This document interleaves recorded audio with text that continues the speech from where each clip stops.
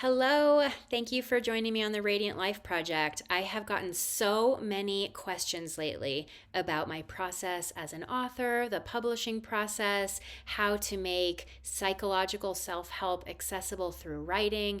And so today's conversation is an interview that I had with a colleague of mine in Denver, and it's for her channel. And I really recommend that you check it out if you're interested in learning about the book business and how both of us are navigating it in our own work. Hey everybody, this is Khara Croswaite Brindle back on another video, this time to talk about publishing and books. So I have an amazing colleague with me today. I have Kate King with us, and she is a published author once and here soon again for a second book. Kate, thanks for being here. Thank you for having me. Happy to be here with you. Yeah, absolutely. So I would love for you to kick us off by sharing who you are and what you're up to these days, and then we'll talk books. I know that's a big Yeah. question from our community. Yeah, so I'm the owner and founder of the Radiant Life Project. I've been a licensed psychotherapist and a board certified art therapist for about 15 years now, working in private practice. And in 2014, I published my first book called The Authentic Mother. And my new book, The Radiant Life Project, is coming out this November. So it's been a mixture of clinical work and writing. I'm also an artist. I do some public speaking. So there's just a whole lot that I like to offer the world. Yes, and this is why we've connected, because we both have these like-minded projects. And I'm excited to have people hear about your journey. So I know we had reconnected around publishing and pursuing either a publisher versus the self-publishing route, which is a common question. You want to speak to what your experience was like in 2014 versus now? Sure. Yeah. So in 2014, the whole experience sort of fell in my lap. I was a brand new mom and I was having a tough time adjusting to life as a mom with a new baby. And so I had just been kind of writing about that experience, not really thinking about publishing it. And then a friend of mine had worked with her husband's publishing company, which was just a small little publishing house that essentially, now I understand, it was kind of the hybrid model where I did a lot of the work that you would do if you were self-publishing, but then I got to use his publisher's ISBN number and kind of his publisher's stamp so that it wasn't officially self-published. And so that experience used it's a platform called Create Space that I don't think is around anymore, but it really linked in with the Kindle Direct Publishing, and it had print on demand with paperback. So it was a great way to start for me, and it really didn't have a whole lot of bells and whistles included with that publisher because it was mostly the understanding that I was creating this and doing most of the work. So I did that experience, and then I enjoyed the writing so much, and I had wished that there was another way for me to sort of blast it out. I wanted a little bit bigger marketing, and I don't have a marketing degree. And so I felt like a team of people who were experts would have been a good idea to just sort of help me. So then I decided to take that route with my current publishing process to try to fill in some of those gaps that I didn't get. Yeah. So I feel like you're naturally starting to talk about like kind of the pros and cons as people look at these options, right? Whether it's the hybrid option in the middle versus the self-published option versus the publisher option. So if you and I just start talking about like self-published to start, just because I think a lot of people do gravitate towards that. Maybe it's limited funds to pursue a publisher, or maybe it's they just want to see what the experience is like, and that feels like low risk to put something out online. What would you say some of the pros are of self-publishing in your experience? Well, I think the most beautiful thing about self-publishing is you don't have to have anyone agree to sign you on. You get to be the entire team for yourself. And if you think your book is something of value and some beacon of light that you want to share, you can, and nobody's going to stand in your way. I think with the way technology has evolved and all the accessibility we have through the internet, it's a pretty viable option for people who either don't want to go through all the hoops it takes to apply to work with a publisher and to sort of, give up the creative control that you have to when you work with a publisher. But on the other hand, I think it can be costly to self-publish because it's always a good idea to hire an editor. And you don't have to if you're self-publishing. You can just publish your manuscript raw, but it's always a good idea. So then you have to pay. First of all, you have to find a freelance editor, cover designer, formatter, all the people to help. And then they need to be paid. Whereas working with a traditional publisher, they pay you and then you get access to that. So that's one of the kind of pro cons in terms of cost. But I think maybe the best piece around the self-publishing is full creative control and no permissions from anyone but yourself. Yeah. So everything from how you want your cover design to look to the title to the details inside. I have to agree, the editor is crucial in my experience. I tried to create my Kindle version, and for those of you viewers who haven't tried this yet, it's user friendly, but it still has some like things that happen where it formats bizarrely and out of sync. And for my first book, my co-written book on clinical supervision, we tried our best to edit it ourselves, and it took hours and just did not come out the way I wanted it. So my perfectionist side was like, nope, we're not doing that again. And we found a phenomenal editor that we use for everything now. So this will actually come out in a blog that you all will see here soon. It's just some of my favorite people to work with all the pieces that would help a self-publisher be successful, including making time and money for an editor, because they will save you hours upon hours of you trying to tweak margins and indexes. And yeah, I literally wanted to pull my hair out. Yeah. I tried to cut corners with that with my first book, and I had a friend of mine do some editing, just sort of read through it and let me know how it flowed and look for typos. And then when I got that back, it didn't really meet the bar. And so then I ended up still having to go hire an editor. So now I wish I would have just not tried to cut that corner, just go straight for the editor from the beginning and get it done right, have it done in one fell swoop and move on. Yeah, and I know there are some different kinds of people that do this. So there's the traditional editor, like you said, that's like a freelance that you can hire. We also have different organizations locally and nationally who are offering this as part of like a publishing package where they're like, we'll help create the cover design, we'll do the editing, we'll do the formatting, we'll help you launch it, which obviously then has a fee for it as well. But yeah, I think for most people who choose the self-publish route, it's because they want that creative freedom that you named. I want to write it the way I want to write it. I want it to be the length I want, but there's no parameters around how many words or titles or even character names, which I know has happened to our colleagues where they had to adjust names of characters or people in the book because of the vision of the publisher. Right. So that changes everything. If we were to shift towards what is not formal, there we go, formal publisher, what would you say are some of the things that are worth reiterating as to why that's important or a good choice for folks?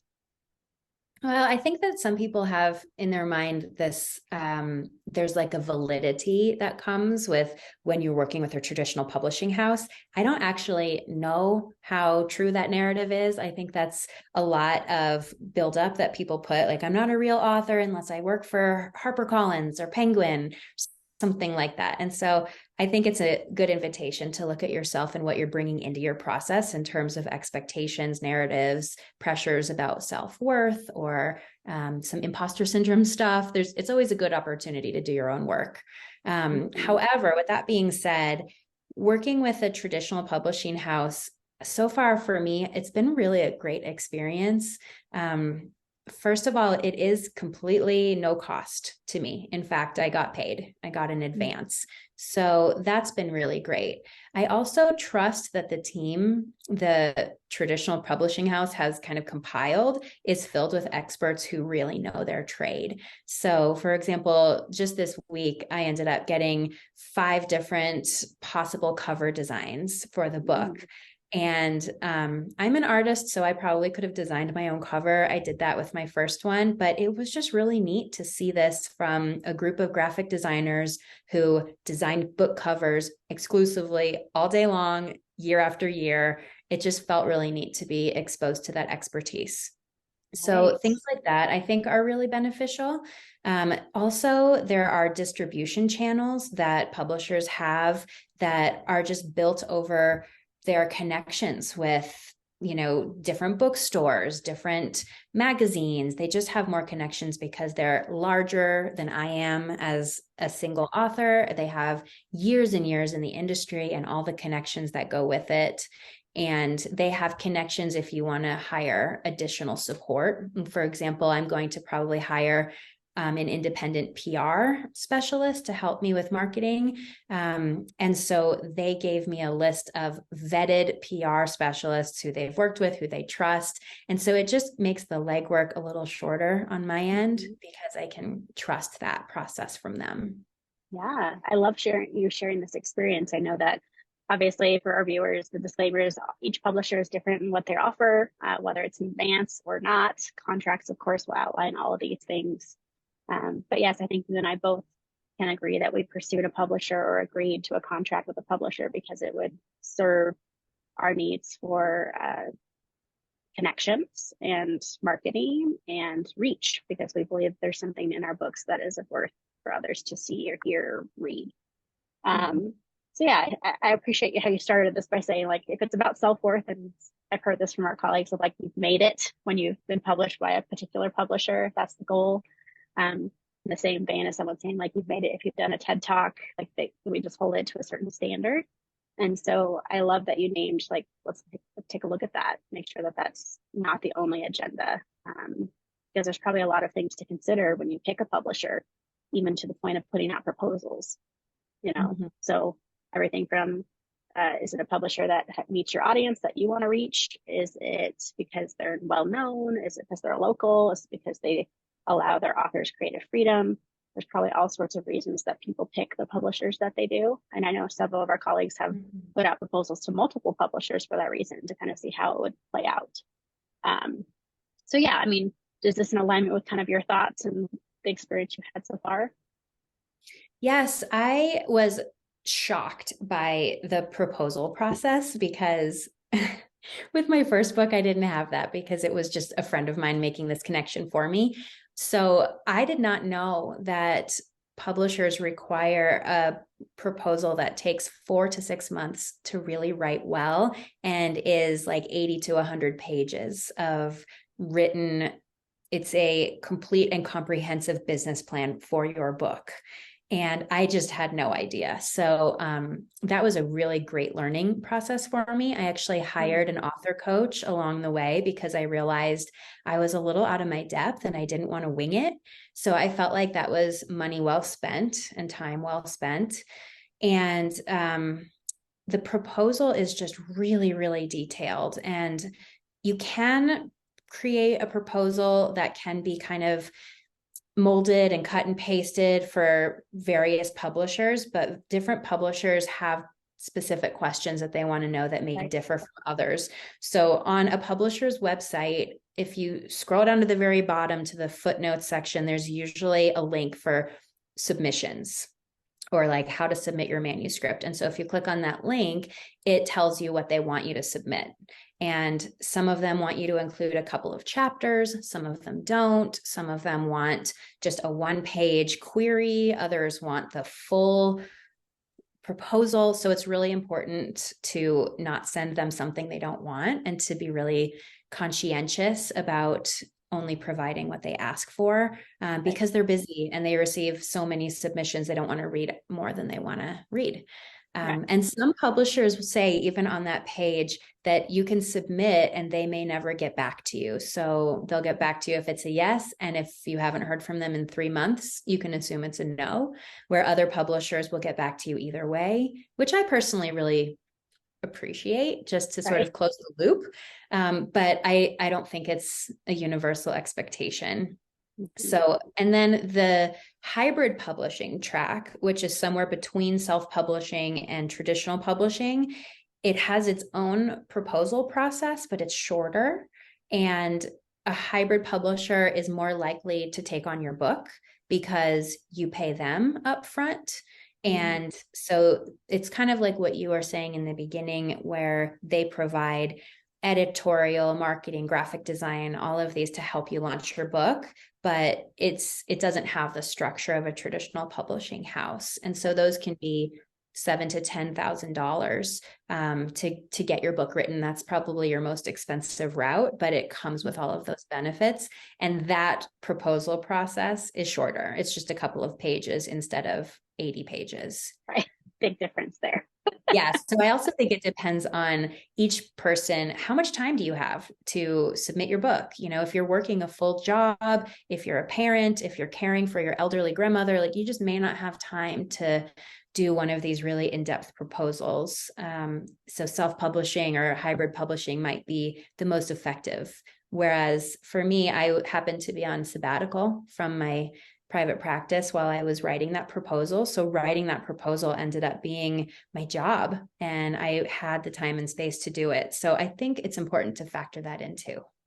Yes, I love that you named that. So I think for viewers, the thing to reiterate here is that there's no one correct choice or one correct route. It's really about what is in alignment with your values, your goals, your vision for your book, the time, the funds that you have available to say this is the route that is best for me.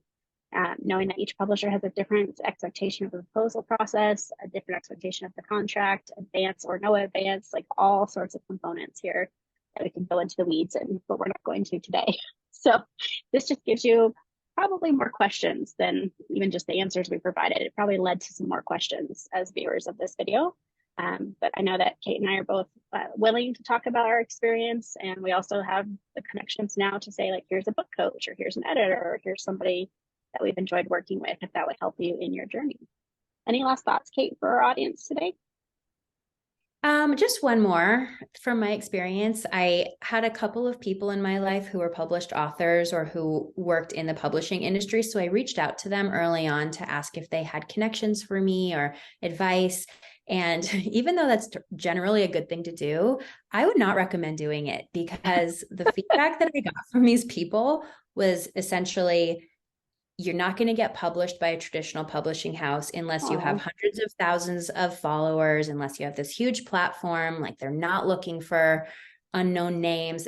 I got a lot of really discouraging advice where they were like, you should just self-publish this, try to get your platform bigger, and then go for the publishing house.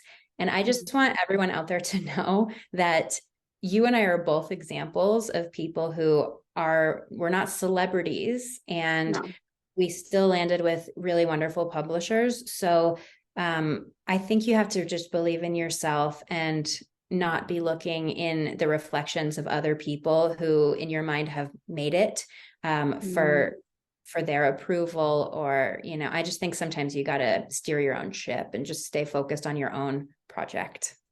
Beautiful advice. Yes. And I feel like that some of those naysayers, it's because they haven't done the thing and they feel like it's too daunting, and that's their narrative being projected on us. So I know that wasn't the people that you reached out to say, what was your process? But I imagine some of the people watching this video are going to go to colleagues, friends, family, and say, I want to write a book, and might still have a kind of response for all sorts of other reasons. So thank you for naming that. And I'm sorry that was your experience. And I will be the first to champion when your book is out, because we're going to do another video featuring your book to just, you know, put that out there for those folks. Be like, look, see, she did it. So I look forward to that. Well, Kate, thank you for sharing your experience. I really feel like this video is going to help a lot of people as they think about this as a goal for their career. And I'll make sure to include some contact info for you if you're comfortable with that. So if people want to reach out or do a consult, I know that both of us have different experiences we could share. So thank you for being here. Thank you for having me. It's been great talking to you. Absolutely. Well, viewers, stay tuned for more videos. Again, we're going to have Kate back for a launch of her book when it comes out in the fall. So stay tuned for that. We'll see you next time.